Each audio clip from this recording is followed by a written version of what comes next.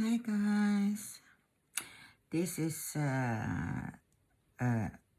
Monday morning for me, and this has been a weekend. I have tried to put up the weekend chat from here. So you see, there's been quite a lot of takes, and I don't know what happened to my phone because. It kept stopping the film all the time. Kept stopping. And my sound was all, I don't know. It was not good at all. And but now we give it a last shot. Yeah. This one I got from Patty Wax. Isn't she gorgeous? And of course my pen. I have, I've been so physically tired that I fell asleep after, I think, take 4. Huh? So now we're gonna get this here going, guys. Okay. I wanted to talk about something that affect me and affect a lot of women everywhere. I promised you guys that I would talk about endometriosis, and it lays so heavy on me that I can't give it a rest. Do you see where I am now? I'll turn you a little bit. Yeah, I think. Yeah, you see. What I'm thinking most of, in fact, is the young ones, the ones that just started their life, and there is help to get, but it's, it's down below. It's a topic that we should not talk about. And I'm afraid that the youngsters, they are, like I was, too afraid to come to their parents, because it's not something that we talk about lightly. It's something that's quite tough. It's quite it's so intimate and personal. I've been dealing with this since I was 9 years old and got my period the first time. 9 years old, you say, that can't be. One thing about endometriosis that many with endometriosis that gets their period very, very early on. But this was my case. We have when I was at school, we had from first class to 9th class, and this was in 2nd class, and we had swimming every week, one class hour with pool training and things like that. And once every month, it wasn't regular, but it seldom is when you're young. But I could get it 2 times in a month. It could go 3 months. But the point is that I couldn't tag along on it because I couldn't use any tampons or anything because it's turned. It hurts. It hurted when I used that, so I gave up on that very fast.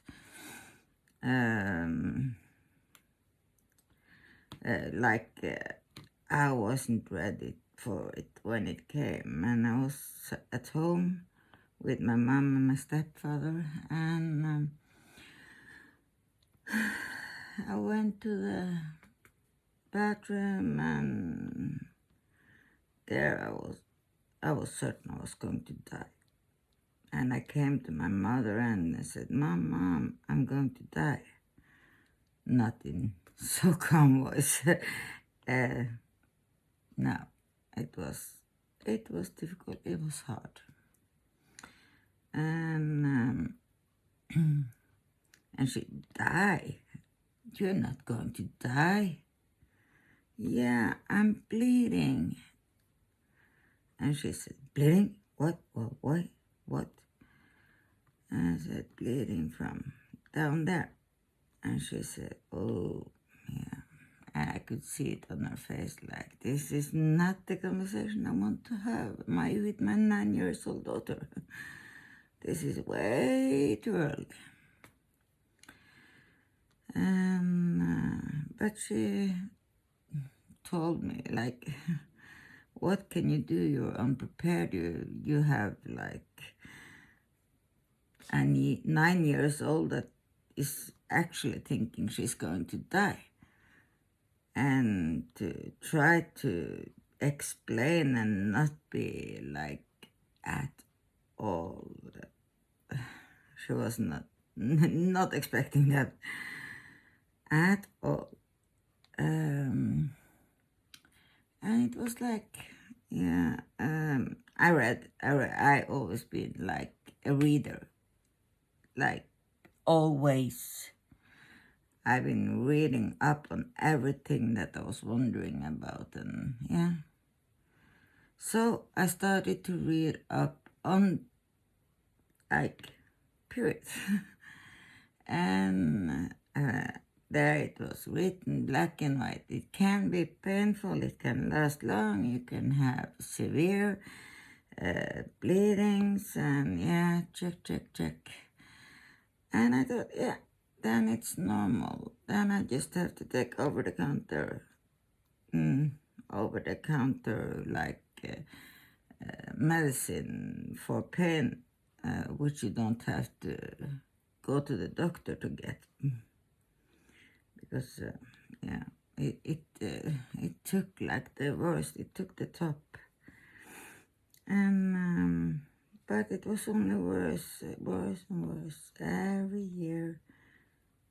What is this? Like every year it was like, the pain was strong. This is a janky drill. Not good. And it's stuck. There. You see it's a hole. And I really was going like this for, yeah, when I was 12, I had so much pain that I was coming up to my mother. I was crying, and I didn't know what to do, because this was worse than anything I ever felt before. And I couldn't sit, I couldn't stand, I couldn't walk, I couldn't lay down. And you know, the footstools that sometimes comes with the good to sit in chairs, you know, the TV chairs, or what you call it. The only thing that gave me somewhat release was to have my knees in the floor, and to just have my hands on this stool. So I was sitting like this for some time, and it was like it came in cramps. And my mother was certain it was the appendix that, yeah, it had burst or was very inflamed. So she called what you call 911. We had to go through the central, and they say if you are sick enough to be called by the doctor, and so he could check you out, like. And yeah, I was told to calm down immediately, and my mother was driving me. We lived like 2 minutes from there.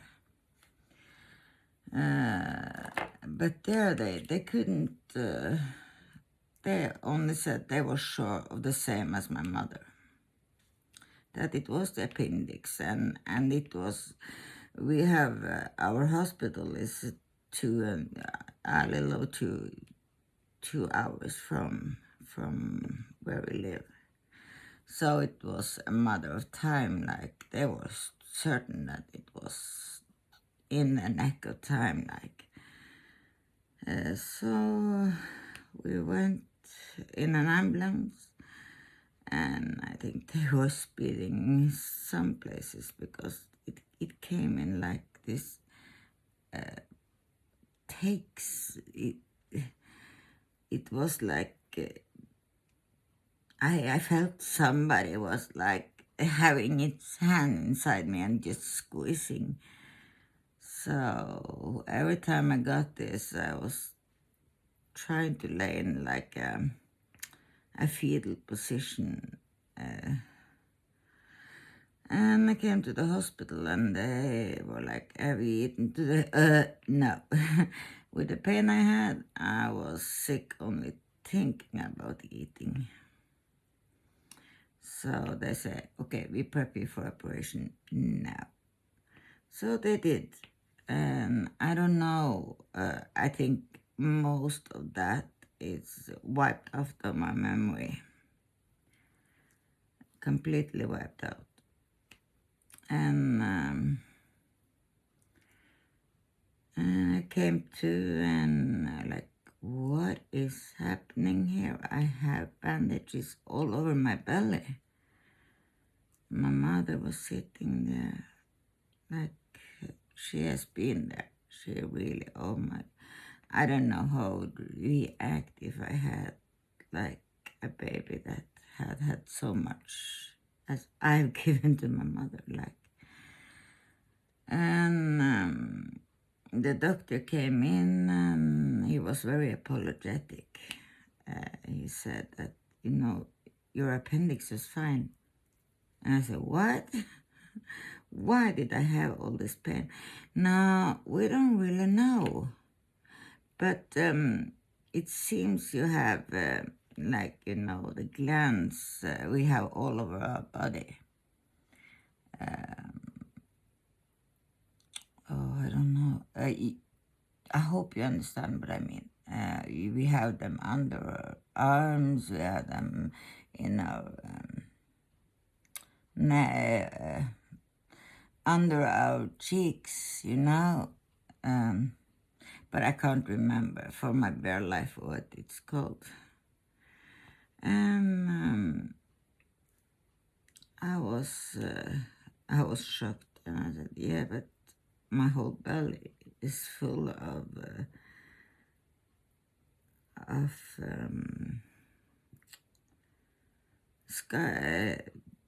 banded. Like, yeah, when it wasn't the appendix, we had to open you up further so we could find out what it was, because this amount of pain you were in, that's not normal. So it wound up with 26. They were like they were not sewing me back on, they were stapling me. So I had 26 staples in my belly. And yeah, the scar is so bad, I don't even want to explain. It's bad. It's very bad. And my stepfather took me to this specialist to see if I could have any chance of removing this ugliness and could do like a lift at the same time. Yeah, I was going to get it for free because it was so severe, it was so ugly.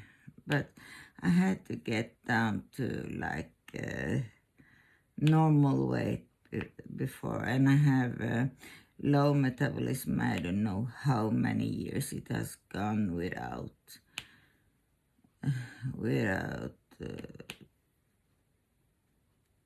finding it out. But I have this doctor. She is like onto it. She checked everything. So she found out. So now I'm on medication for that. Finally, I'm 47. Yeah, and so I had to face it. It's a part of my body. I can't remove that. But what they thought was the glands or it was in fact the endometriosis. But they had so little knowledge back then, and they weren't thinking about doing like endo protocol or anything. So, and still there was many years and years and years. And one thing, when you have endometriosis, it's very difficult to get pregnant. I don't mean to take the courage from anybody, but if you seek help, there's a lot of ways you can have help to get pregnant. And being checked out, like, but that didn't lay in my cards, so I tried to be the best bonus mom for the tree that Mrs. Journey have, and try to follow them up as best as we can. And they're youngsters, all three of them, so yeah, we have our work cut out for us. But they're adorable. I love them. They are, yeah.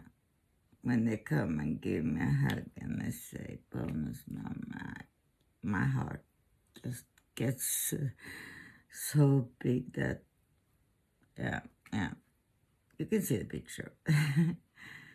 And as I told my bonus daughter last night, I said, if you were biological mine, I couldn't love you any more than I do. So we had a very good talk. She's leaving today, and that's painful. That will be tough. It's always tough when they leave. But they have their lives, and we won't stand in the way of anything. We'll try to be the best we can to make them succeed. But of course, I am like a little bit not nosy, but like I told her, if it's anything, please come to me, ask me, because it won't come any further. So yeah, over to my endo story. I won't talk too much today about it. I will tell you something, and I want you to tell me in the commentary section below if you want to hear more, or if you think this is not for your ears. If you want, you can take contact with me privately or in Facebook.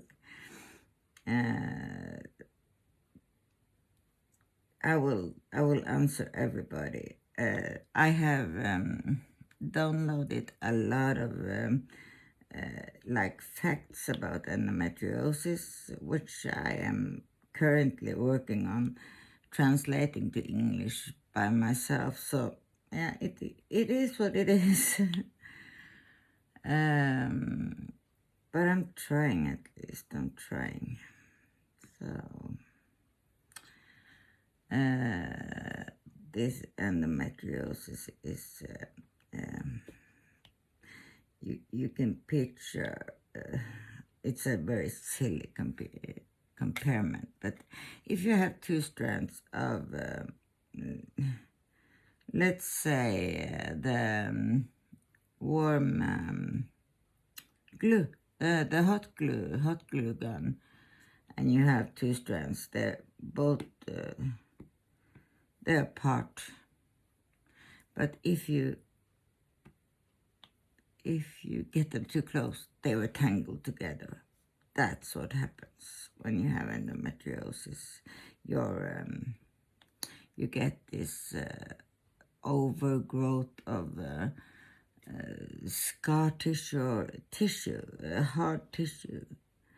And that's why you sometimes have to go to the hospital to get scraped out when you're asleep, So when I was 40, and I was 40 that year, the pain was so terrible, and I had like this endo protocol done, so they knew that I had endometriosis.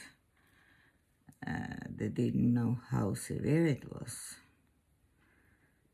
And I was like, yeah, I could have told you that long time ago, because like I told you before, I read all I can get my hands. It has been my life, reading. It has been my escape from reality. Reading, going into the world of books. Yeah. So I knew a lot of things already. And I was put up for anesthetic, and it was going to be like a easy peasy lemon squeezy operation. Yeah, squeezy right. So my mother and stepfather took their RV with them, and they were like, we were laying there the night before, because I had to come so early in the morning, and we didn't want to leave home like 4 in the night. So we left the day before from home, and I told her that the doctor had said it was taking about half an hour, and finished.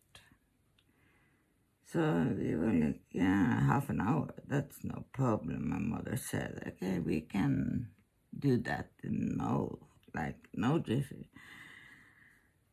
And they think, yeah, okay, she's under half an hour and she's in the intensive care after that, so we may not see her for another couple of hours. So they went to the city, and they were shopping a bit, and having a fun time there too. And she came up to the hospital and said, is Annette coming up to her room or something? And then, no, she's still in surgery. And my mother, by that time, she got real fright. And there was nobody there that could explain to her. Nobody did explain to her what happened. And 6 hours. Then she got the news that she could go up to recovery room and see me. And I woke up, and what happened? They didn't know anything, and the doctor, and I have always tried not to be bitter. Like, everything happens for a reason. Like, if it's hard times, some way God will strengthen me, I always had my faith, even though it has been like, sometimes it has been like jiggled a bit. And And the doctor, which I struggle with, I struggle very much with not being bitter at her. Because she came into the room and she was like on her high horse and she said, yeah, we poked a hole in your uterus. And we were just looking at each other, me and my mother said, what? Yeah, we put a hole in her uterus. It slipped or something because it was so many entanglements, yeah. But she didn't say sorry, she didn't ask how I felt about it, she was only cold, stone hard cold woman. I have never seen a woman with so cold eyes, and that's serious, and I stand by it. And she said, yeah, we had to do not one operation, it was 3 operations in one. So I was lying there with a C-section. You know, a C-section, it's all across the belly. And they gone in through the belly and one more place. So I was pretty sore. And my mother was like, no, this is not okay. Anyway, nobody should treat a patient like this. I don't know if she works there still, but she shouldn't. She should never be a doctor. So I was like, yeah. And when I came to a little bit more, I was rolled to my room, which were in the maternity ward. Yeah. So I have said I never ever, we have free hospital. We can go to any hospital we want to. And I said, I invoke my right to free hospital. I'm never going back there again. 6 days and night I was lying there and I was like walking the halls a bit. I got this spike fever second day after my operation. No, day after my operation. So I was put on antibiotics and I was bed rested.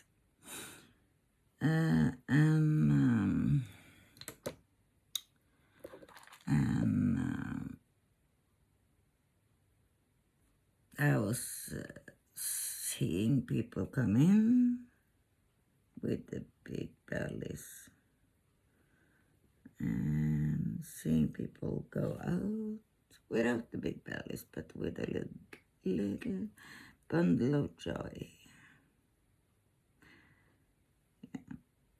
Yeah, I don't want to go into that. But I have always been like that. God doesn't give you more than you can handle.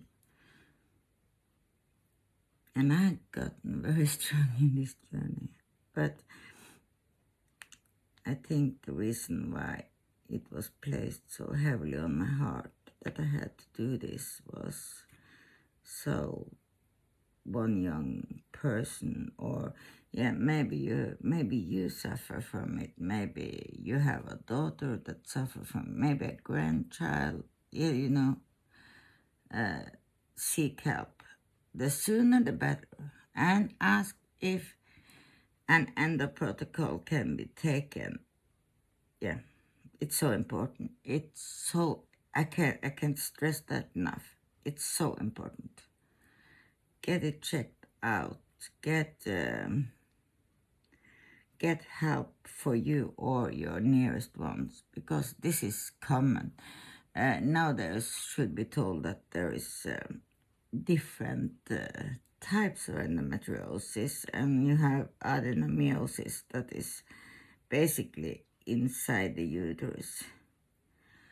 But like I was crying because I have this page on Facebook that is related to endometriosis and adenomyosis. And when I see girls like in their early 20s are considering hysterectomy because they have so much pain, I get so sad.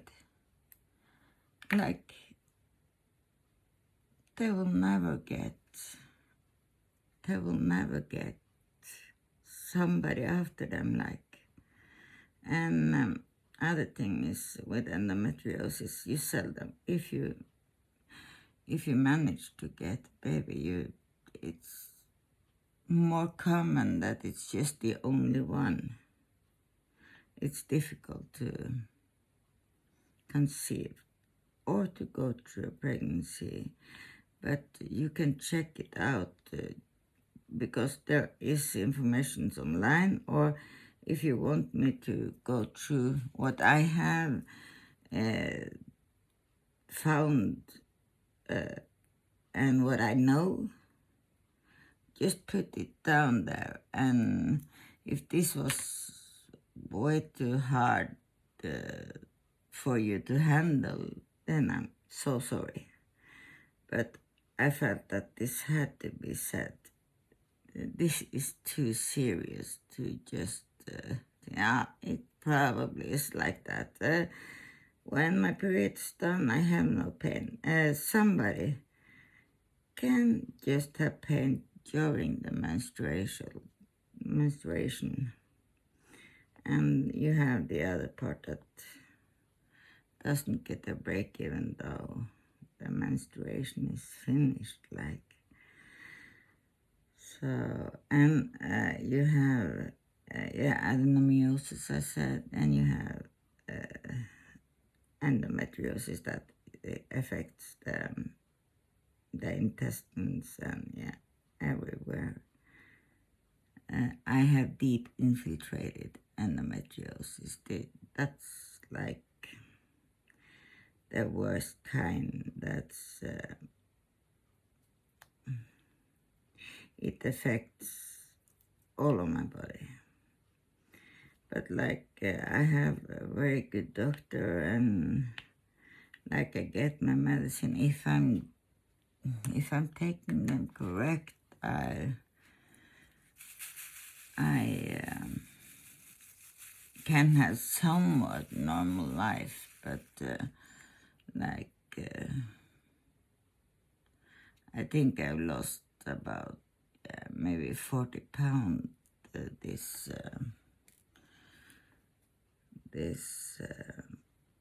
why did I take it away? 40 pounds this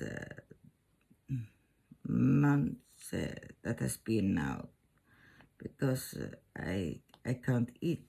I have no desire to have anything food in me.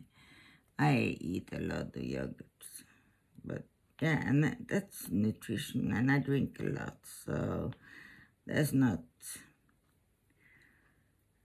that it's okay, and I think that if I get hungry enough, I eat. But it can, when you have so much pain that you are physically unwell, when you're feeling like you just want to vomit, you want to throw up, then it's, yeah. You don't sit down and having something to eat then, like, So, but I feel I've been like, I wish I could give you something positive, but there is no positives with this disease. Like, there's no, but get checked, and that's positive. That maybe you listen to me if you feel that this could concern you, and you go to see a doctor, because if there's somebody that can help you, you can get like help in getting pregnant, and yeah, they are there for a reason, and there are tremendously good doctors everywhere. If you only find the right doctors, like I had to go some rounds, but now I found a doctor that sees all of me, and she's the best. She, yeah, she's so sensitive, and so she listens to you, and you can bitch and moan and everything, and she's like, yeah, I listen to you, I hear you. And just the word I hear you, when you're gone your entire life and be called what does it call when you fake illness is hypochondriac, you have been called attention seeker, you've gone through the works, you have gone, yeah, you really been called everything. And for me it's like, when I got my diagnosis, I went straight by them. I passed them, and I was looking straight into their eyes, and I was like, yeah, thank you. I didn't say, no, I am way too courteous. I would never, I have a very highly respect of authorities. I would never, ever say anything like, no, that's not me. And for if there's somebody new coming into this, don't be afraid. I'm not like this all the time. But this with the endometriosis was laid on my heart like over 2 months ago. And this weekend, I think it took, I don't know how many tries to get uploaded this endo story of mine. But it was many. And I was saying to Miss Journey that if this doesn't succeed next time, you know what? Then I would just put up a poster and say, please go there and there and there and check it out.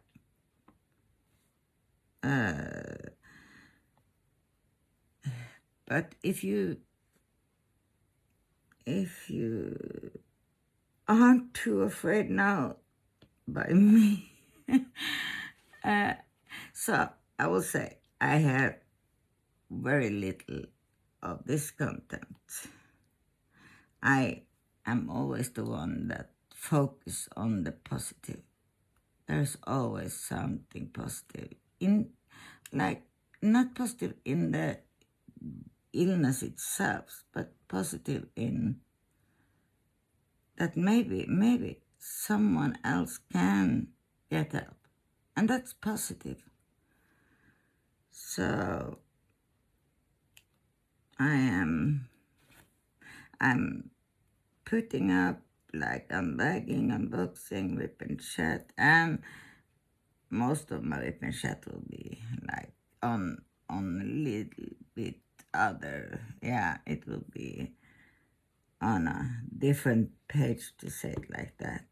And I hope that you will consider joining me on my journey, and that you have the guts to ask if there's something you wonder, because if you want something to be highlighted, if you struggle with something and you want me to find out, or if you want to know more about me, please push, like this, like you do you, honey boo boo. And I would be so honored if you would consider to be a part of my journey. But I don't like leaving you with this thought process in your head. No, I would like you to I would like to leave it in this positive, in a more positive vibe. So I will tell you what I always tell you. Remember, you're unique. There's nobody like you in this world. And remember that what you have, your strengths, and what you are capable of, nobody else can bring to this world. Because you're unique, you're special, and you are loved so, so, so much. And I hope that you all get a good week. And sorry for not saying happy 4th of July, my American friends, yesterday. I'm so sorry. I say it in belated time. And with that, I hope you consider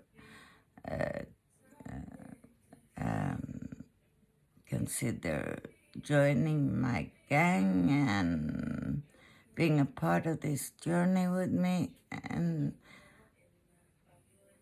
tell me what you think about what I've said in the comments below. And with that, I will let you go and hope that you will have a blessed week. Bye.